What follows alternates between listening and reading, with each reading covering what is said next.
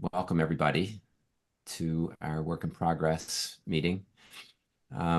Today we're fortunate to have an update on work that I've called Bee Friendly Tick Killer. A team here at URI has been actively investigating alternative strategies for um, developing products, and I'll let Matt Kiesewetter sort of give us an introduction in a second, but I wanted to introduce these folks because they haven't been on our other meetings, and so you might not know, but Matt Kiesewetter is a chemist here at URI. He's the chair of the chemistry department, and he's had two students, a PhD student, Cassie, and now currently a student, Rebecca, that are working on chemical synthesis.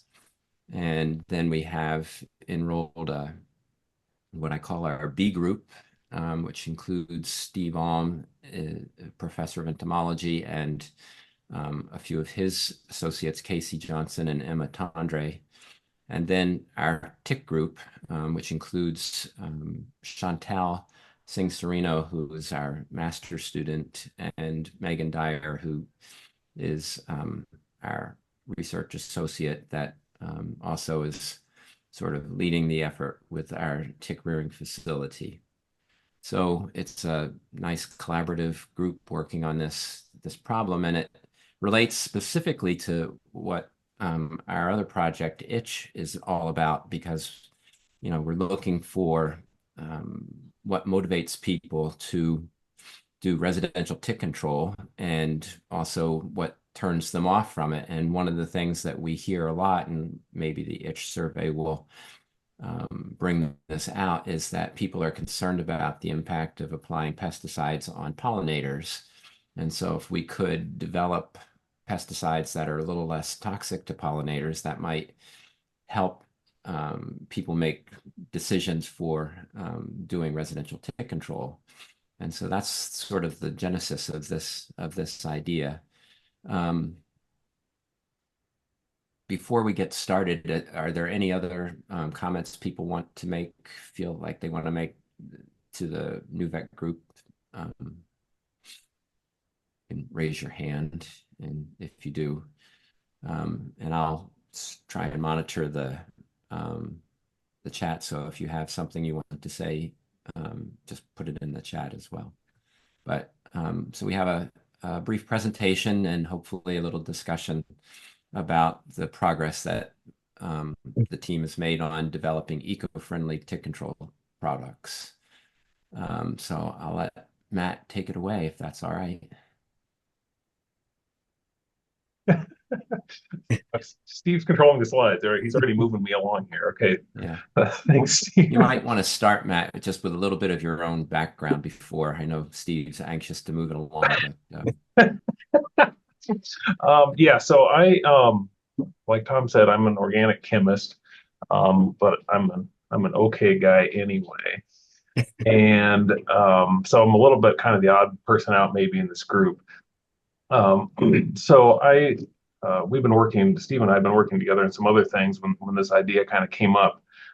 So where did this idea come from, right? So this isn't what my research group did when I started at URI, but this kind of started in my backyard, right? So I got bees, just honeybees, and I was keeping those in my yard. And before then, I was, you know, pretty liberally using pesticides to keep the ticks at bay and other things. And then as soon as I got the bees, I went, well, this is kind of a bad idea. Maybe I shouldn't do this anymore.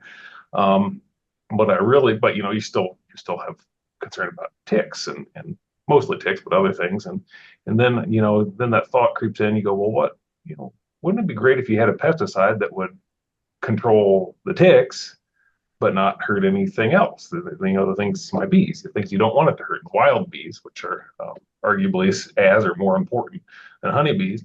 And so that's where this idea came from. Okay, Steve, you can go ahead. Thank you. So um, yeah, so we're interested. We kind of glommed onto the pyrethroid class of insecticide, and fluvalinate in particular, which is kind of an odd choice, frankly. But we have our reasons. So pyrethroids are a very well developed class of pesticides. They're natural compounds. The pyrethrin is a chrysanthemum extract, a mixture of pyrethroids. The first synthetic pyrethrin um, was pyrethrin 1 and 56. Go ahead, Steve. Why is this broken? Oh, okay, that's fine. Okay, you go ahead and expose the whole thing. Finish the slide here. Okay, there we go. Okay, cool. No, no, Steve. Oh, okay. Okay. So pyrethrin 1 was the first synthetically made pesticide, or pyrethroid, I should say, not insecticide. And it's DDT is a pyrethroid class. So these are kind of friendly versions of DDT. Um, and they have several commonalities in terms of function. So I'm an organic chemist, I think in terms of function. There's no quiz on this at the end, but if you read through the literature, you could pretty easily identify there are some good ideas in terms of modifying these structures and some very bad ideas. So starting from the bottom structure from left to right, this pi system is important that it's there. You need that pi system, but you don't need that pi system. You could substitute that out and you could change the functionality there. You could even get rid of it and make it just a olefins. Doesn't matter. That cyclopropyl, the thing labeled grease, that's important. You need that the isopropyl group there, and you need it in that direction, which is out of the plane of the page. That ester group is very important. It needs to be there, and it needs to be that way. If you flip it around, it doesn't work anymore. Those variants don't work. The nitrile group appears to be very important for broad spectrum, and so that's right. That's it. So right, this pesticide that I put in my yard, I looked, I still have the can. It's bifenthrin, basically. That's a broad spectrum insecticide. It's designed to kill everything. And that nitrile group is really important in fluvalinate for making it broad spectrum. So that's exactly the opposite of what we want. We want narrow spectrum. We want to kill one thing and nothing else. So all of our targets don't have that nitrile on there. And that pi system, again, you don't need that on the right side. You don't need that pi system, that particular pi system. But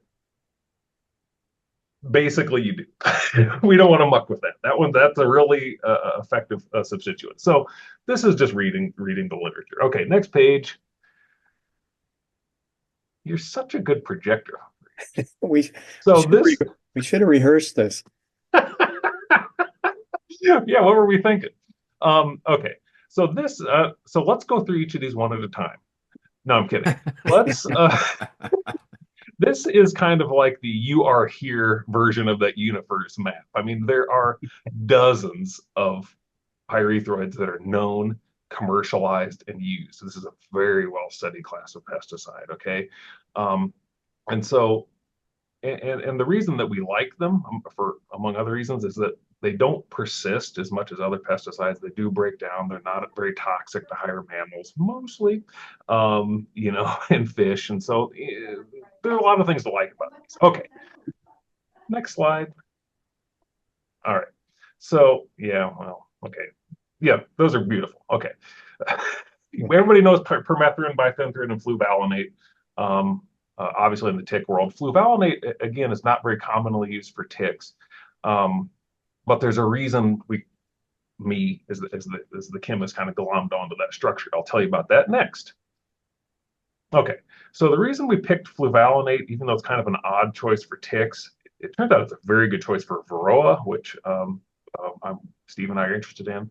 But the real reason we picked fluvalinate is that there is a single paper. It's that and the citation there, the Henrich Pesticide Science, 1980, where about 150 compounds were synthesized and tested on 4 different species that led to the development of fluvalinate. And so that's a really rich source of information. 150 compounds that shows how this compound of fluvalinate was developed. Okay, so let's start. We could expose the up and down arrows. And so this is just 4 entries from that. Well, fluvalinate's the top entry. And then the next 4, 2, 3, 4, 5 are different derivatives in that paper. So yeah, you can keep going. So basically what you could see here is kind of what we're trying to do, right? So okay, this is LC50, this and LD50. This is how chemists think about this. I don't. I thought, biology's rough. You guys have a strange way of doing stuff, but but so LD50, right, is or LC50 is just the lethal dose or lethal concentration to 50%. The low LC50s, LD50s are more toxic. Okay, so you could kind of see, if they don't test on bees and ticks, but they do test on spider mites and house flies in this paper, and you could see that they're kind of doing what we want to do. So if you go from 1 to 2, it's that derivative is less toxic to the insect and more toxic to the mite. Um, and then keep going down, and and so you could kind of see number 4 is very toxic to the house fly, but you're kind of going, it's basically the same on the spider mite. Then the bottom one, you're going the wrong way, but you're seeing differential toxicity. So that was pretty exciting for us. Okay, so next slide. Cool. So this is the synthetic route. They're not too bad to make once you figure out how to do it. It turns out making the first step to make number 2 is challenging, but the final product formation is not bad. So basically, we read the crap out of this paper and we said, okay, these are the 4 or 5 compounds that we want to test. And so we set out to make these compounds, and that's how we did it. Okay. Next slide. What chemistry talk is complete without a NMR spectrum? So I don't want to talk about this. This is basically, we can make these things pretty pure. We can make them more pure than you can buy from Home Depot. So good, great. All right, next slide. All right, this is showing that we have so that where the isopropyl is, it turns out that the enantiomer where that isopropyl is out, pointing at you out from the slide, is more toxic than the one where it points back. But those commercial products usually are racemates. Okay, so the racemic mixture is usually what's used commercially, and we can make it pure, but we're testing with the racemic mixture, just like you would for well. Okay, next slide. All right, and so we're getting near the biology portion of the event. And so basically what we're doing here is once we make these 4 or 5 compounds, or how many ever that we went to field, I think with 4 test compounds, we make a serial dilution in solvent, an ether, and then we put that in a vial. And then we use this hot dog roller. I'm the only chemistry group with 2 hot dog rollers in my lab, which is a proud distinction I have. But you put the vials on the hot dog roller, and then that kind of as it evaporates the solvent, it coats the vial. And then we cap up the vials with mesh kind of lid on it, and then we pass those off either to the B lab where they do bee toxicity, varroa toxicity we've also looked at, or to Tom's lab where we look at tick toxicity. I think that's my section. Well, look at that. There's the bees. Are there any questions for Matt right now? And we'll move on from there. Put them in the chat. Raise your hand. I don't know if I can see everybody's hands. I wonder how they do that. Anyway, all right. I see no questions, so we'll just keep moving on. Okay, so now we put either 10 bees in 4 different of these 60 milliliter jars, and there's 6 different concentrations here, from 1 milligram per mil down to 0.00001 milligram per mil, and roll them on the hot dog roller. And you do that same thing with 20 milliliter vials for the ticks. And yeah, the LD50, I think, Matt, you kind of explained what this is. So you're killing 50% of the test organisms here. And I think the next slide shows, so usually you do this, well, you have to do this with chemical companies have to do this with rats or mice as an initial look at mammals, and they wouldn't scatter the pesticide out like this we'd force feed them so they'd know what the dose was that they got. But in this case, you're killing 50% of the rats here. And so we did that with the honeybees and the deer ticks. And so the pinkish or reddish here, these are quite toxic to honeybees. And we know that fluvalinate is very toxic to honeybees. And so then we looked at KP 16, 41, 49, 59, and 75. These are the derivatives that Matt made and Cassie. And yeah, they were all less toxic to honeybees, which was good. This one in particular, KP 41, is 20 times less toxic to bees than fluvalinate. Unfortunately, they're not, most of them were not as toxic to the ticks as fluvalinate was. But these are such small amounts, and bioassays like this, and they're not perfect.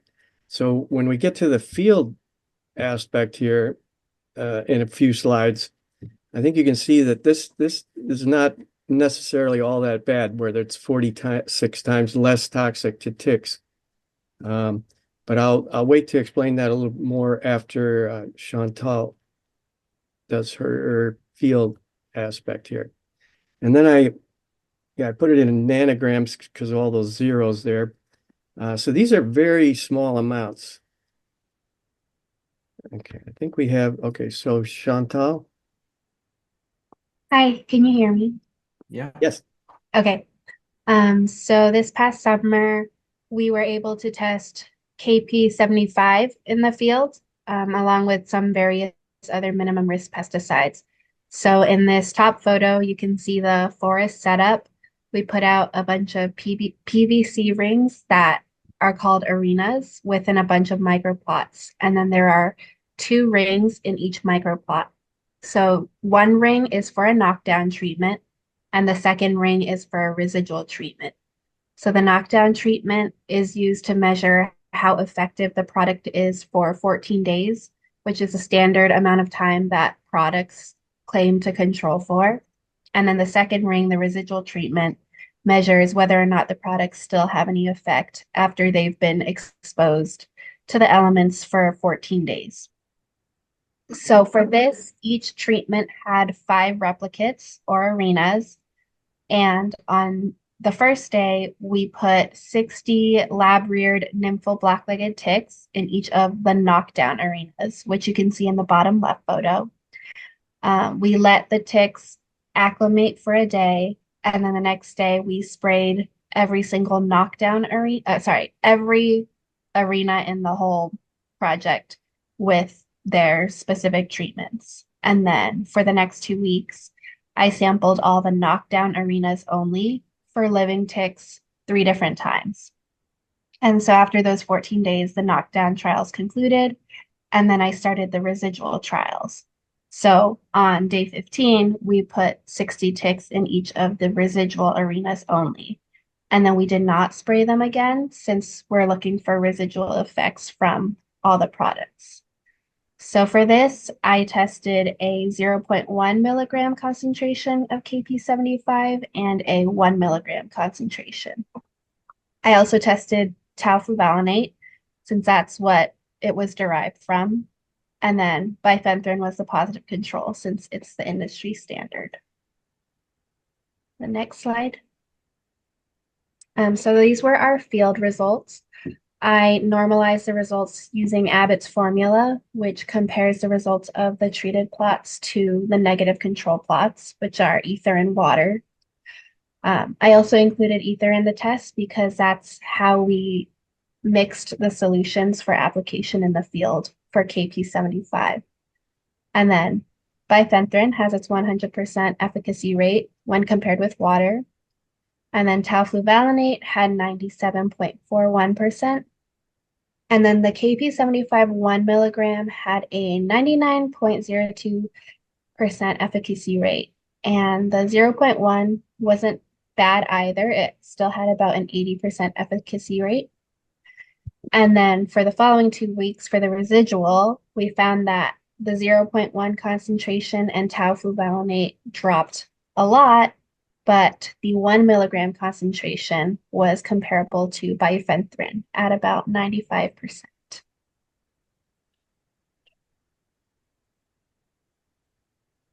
And that's all. Okay. Okay. So I made this table based on both the lab and the field. And I was looking at the fluvalinate here, that 97% knockdown, which Chantal just talked about. And then the KP75, 99% and 95% residual, 80% knockdown for the 0.1 milligram. So when you figure out the rate per that 12-inch diameter ring, this is the rate for fluvalinate, 2.8 milligrams. So you're really not that far off here with the 22 even milligrams, depending on how expensive it is to make the product. But even here, you know, the LD90, I guess, would be somewhere between 2.2 and 22. So this is what I wanted to show, that, you know, even though the products didn't look all that toxic to the ticks in the lab bioassay, in the field, which is the proof in the pudding, they really looked quite good. And so we're very anxious to see how KP41, because this is 20 times less toxic to bees. But over here, you can see it was 48 times less toxic than fluvalinate, but it was 2.1 times more toxic than KP75. So this really is probably would be our one to really explore this coming field season. And I think, yeah, and when we did these LD50s, they were a combination. We did the assays, at least 3 trials, and then took the means for both ticks and honeybees. And then, yeah, this is like Matt alluded to, fluvalinate is used, they put them on plastic strips like this in the honeybee hives. And even though fluvalinate is very toxic to honeybees, when you formulate it this way, where they're walking over it like this, in those jars, they're like frantically moving about. So they're really picking up a high dose. So those numbers could look even better if you assayed it a little different way, like maybe with these plastic strips that actually go in the hive. They walk over it, they distribute it throughout the hive, which kills these varroa mites, which is another acarine, and it has been quite effective. And so this, I believe, we'd like to at least go after these 2 again in the field this year. And I don't know, Matt, do you want to make comment on that, or? Yeah, so I agree. I think we should probably look at those, especially 41, which we still need some data on. Should look at those again, and then, you know, there are other compounds we are interested in making, but we kind of, you know, you run up against a calendar, which is always an interesting problem for chemists. But so there's certainly lots we could do. And then once, you know, now that we know that 41 and 75 are promising, we could, you know, that's the big idea, right? So I mean, you know, with fluvalinate, when that was developed, they had an army of synthetic chemists developing that compound, and they were looking at broad spectrum kill, obviously. With us, we're looking for a narrow spectrum, and, you know, now that we have some results, we could refine and keep going down that road. But it's, you know, we don't have an army, we have a platoon of people going after it. But we're making progress. We're pretty excited about this. Looks like we have just some a calendar questions. that you're up against, Matt. It's also a budget to make it and test it and everything You too. could fix that, Tom.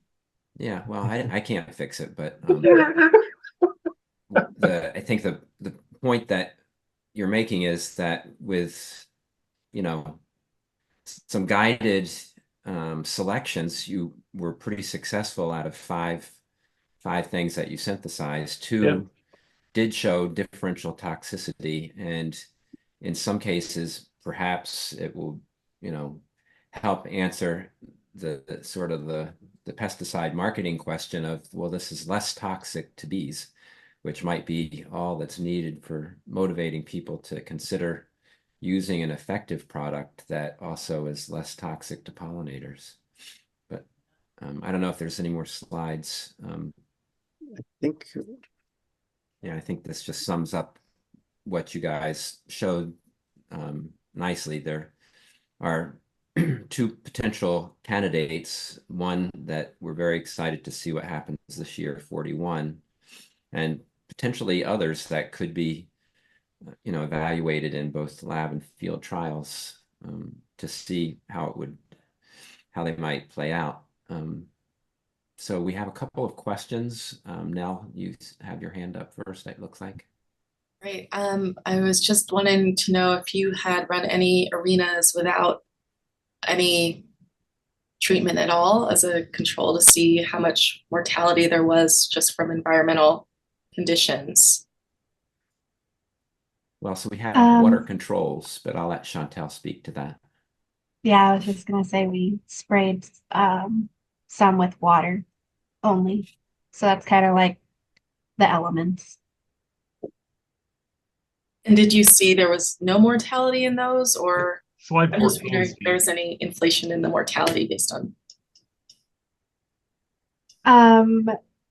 There was, I can bring it up. Give me one Can you second. go to But slide 14, Steve? Go What? back.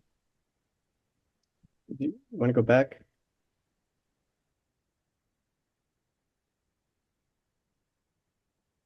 the mortality for the water was about 35%. Okay, so my question is with the knockdown efficacy, is that, are you correcting for, are you just Yeah. considering, okay. Yeah, this is the corrected Abbott's formula for figuring out percent control. And it may not be mortality there. You know, the ticks can crawl out of those little arenas. Mostly they don't want to, but it's just not recoverable. So those water controls really are, you know, critical for evaluating what the percent effect is of the other products. So Lars, you have your hand up. Yeah, thank you. Thank you, guys. It's always nice to see bee protection. I mean, it's certainly a selling point for a product. I was just wondering, you know, I was just looking online here a little bit, which is always dangerous, but to my understanding, there is a product on the market called Maverick Perimeter that is based on fluvalinate, is registered by EPA and labeled for ticks. So I was just wondering how this, if there's a reason that that product is not adequate. That's the talfluvalinate product that we tested. This one with the 97% in the knockdown efficacy. So that, so you tested you tested the product, not just the active ingredient. Yes, Okay. the Mavericks perimeter. Okay. So I guess you think what you are working on would be equally tick killing but less toxic to bees than the product that's on the market. That's how I should understand it? Yes.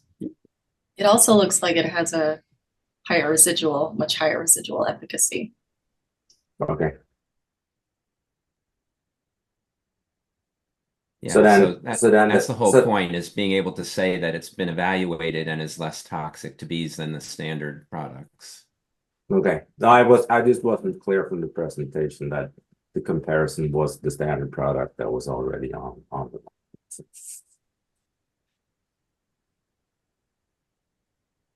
So Andrew? This is fantastic work, and lots of field work and lab work as well. Two questions. If you see differential toxicity between the enantiomers, is there any? I think most of the commercial products are racemates because it's just cheaper to produce. How to navigate that kind of cost benefit for having one of the enantiomers instead of the racemate? If the market is going to say it needs to be racemic, and kind of the follow-up there is if there's differential toxicity between the ticks and bees between the enantiomers, how do you navigate that? That's all kind of unknowable, I think, right now, but I'm just wondering from like a market standpoint if it's worth thinking about. Yeah. And then the second thing is, have you thought at all about doing quantitative SAR? Maybe that's outside the scope and maybe a limited number of analogs, maybe not possible, but maybe worth thinking about. Okay, so we have thought about SAR, which is I think quantitative SAR is an oxymoron. I don't. I think, Well, with a limited number of analogs, and there's kind of lipophilicity. we actually ran our results past a computational group. They were trying to do basically computational SAR, and they were feeding in different pesticides, and they were kind of looking at what's a good pesticide to make, and we had them feed in this 150 compounds from this paper, and not only did it not pick out the compounds that were hits for us, but it couldn't identify any common traits. So I wasn't too excited about that. Okay. Yeah, there may just be limitations in terms of the assays from the published data that it's all over the place. You're trying to model completely incomparable assays. Yeah, it's all over the place. You're right about that was my suspicion. Okay. So you're right about the enantiomers. So the tau fluvalinate is a mixture of enantiomers. It's all four enantiomers or diastereomers. And there is a differential toxicity. What the literature suggests is that the enantiopure compound is generally one enantiomer is more toxic than the other, but the racemate's not bad. And so our plan kind of all along was to make the racemate because it's easier, because it's cheaper, and then go back at some point, make both enantiomers, and then, like you're saying, repeat the test to see if we see some effect there. So I think that's on our radar, but we need to do it. We need to make both enantiomers and try them out.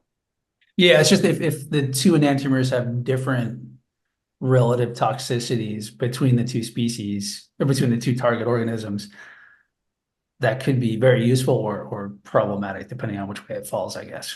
Yeah, as for the economics, I don't know. I mean, I suspect there's a reason all these pesticides are racemic, like you're saying. It's just you make it by the tanker car. It doesn't. No other option is really feasible, right? Okay, cool. Thanks. Yeah. Mars. Yeah, let's just say you've sold me on KP75.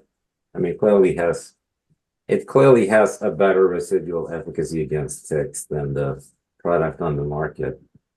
And if it's as safe or equally safe for bees, it seems like it'd be a win-win. I guess my question is just when the lab and field tests are done, what would be a potential way of moving this to market? Would it be to work with the company Zoecon that's currently producing Maverick, or would it be doing it separate from them in some way? And I don't know what fluvalinate in terms of if there are patent issues still, or if that is an old enough compound that it's free to go with.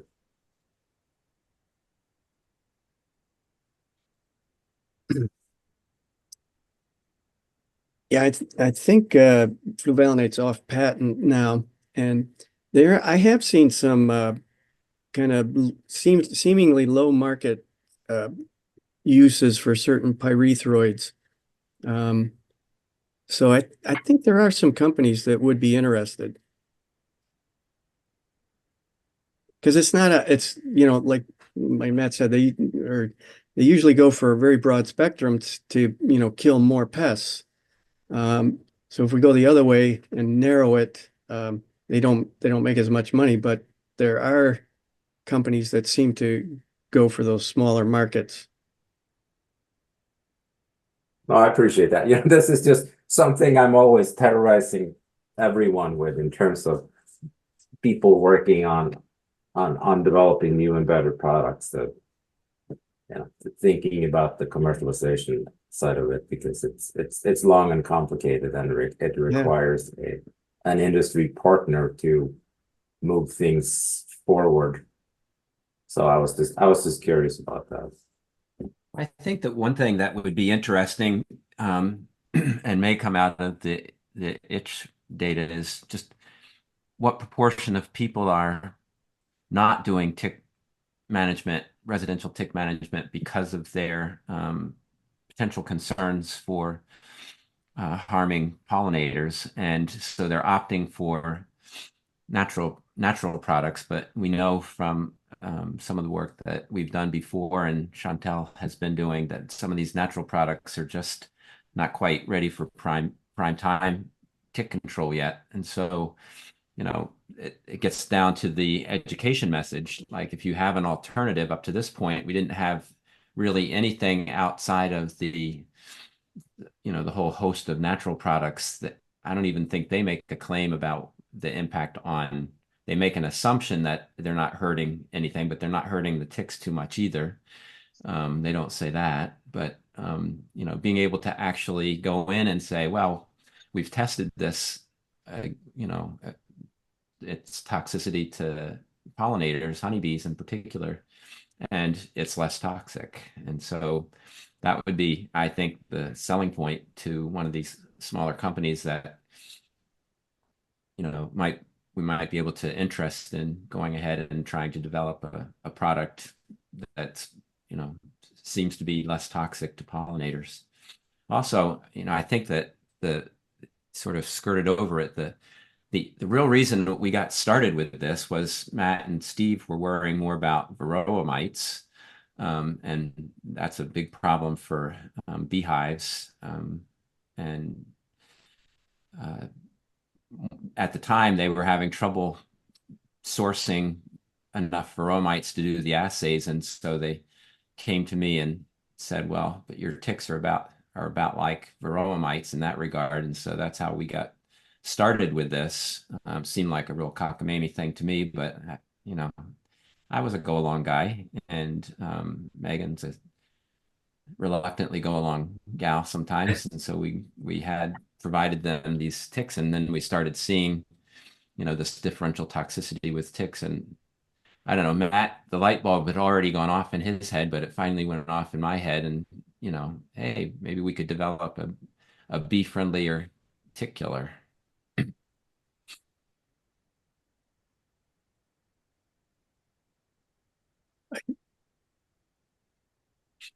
Any other questions or comments or things that we want to talk about? We still have plenty of time. Let's see.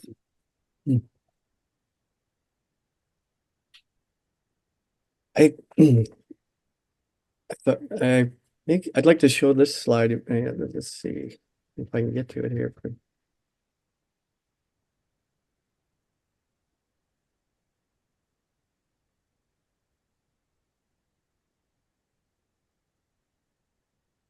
These economists at Cornell did this study, neonicotinoid insecticides in New York State, economic benefits and risks to pollinators.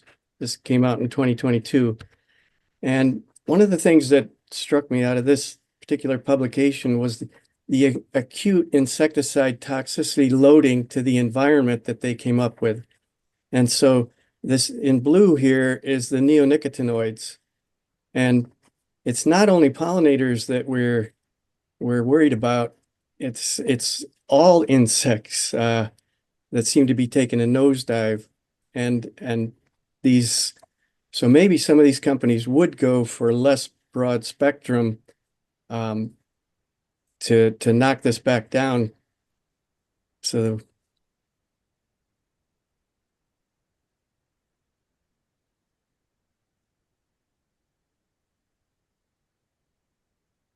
Yeah, I mean, I think that's the implication when someone has these natural products anyway, that they're less toxic to non-targets. You know, there's a lot of glossing over details there, but you know, people get a card in the mail saying that they have a product that's more ecologically friendly, and you know, that's probably what's causing people to make the decisions that they make. I imagine that we'll see some of that in the itch survey.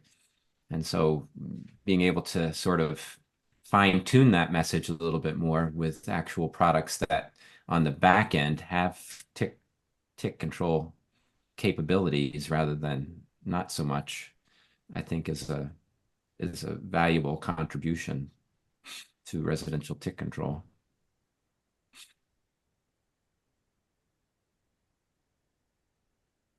And I think the great thing is maybe it's a little unlikely for industry to put the time in to do this differential toxicity. I mean, they're more interested in, selling or maximizing the sales, and this may be a nice hook to have some more targeted activity. Yeah, it's really exciting. Anything else people want to bring up? I don't know if anyone is signed up for the next work in progress seminar.